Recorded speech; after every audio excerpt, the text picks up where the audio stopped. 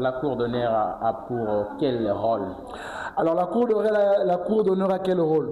Je ne sais pas si tu es mon curseur, ça dépend de ceux qui vont nous suivre. Okay. Quand on crée une organisation humaine, peu importe cette organisation, on a des besoins.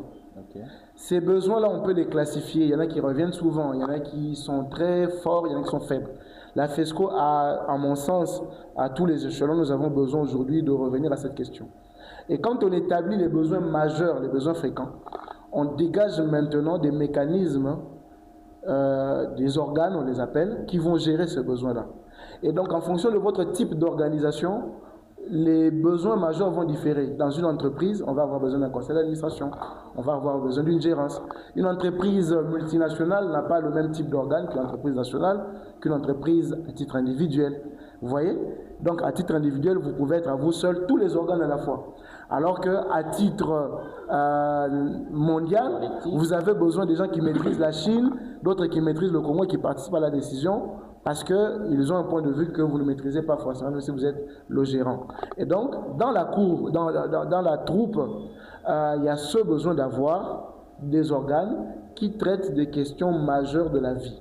Et Baden-Powell a établi que nous ayons d'abord un conseil de chefs qui va traiter des questions générales de la pédagogie de la branche, que l'on ait un conseil où tout le monde va participer à comment nous menons cette vie et quelles activités.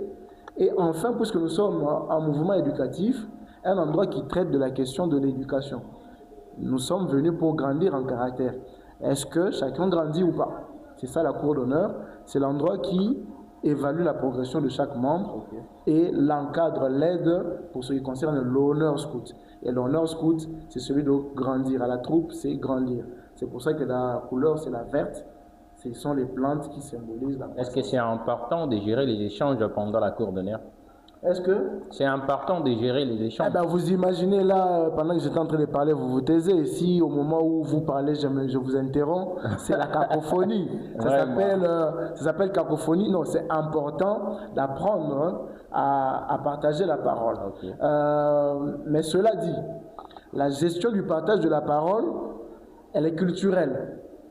Et elle est grandissante. Quand je dis elle est culturelle, les Américains ne gèrent pas la parole de la même façon que les francophones ou par exemple des Indiens. Les Américains, par exemple, ils peuvent dans un débat contradictoire et ça ne les dérange pas. C'est une façon de faire grandir l'art de la contradiction.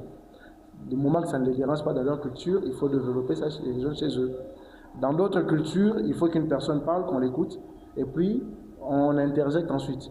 C'est une culture. Le plus important, c'est de s'assurer qu'on se comprend.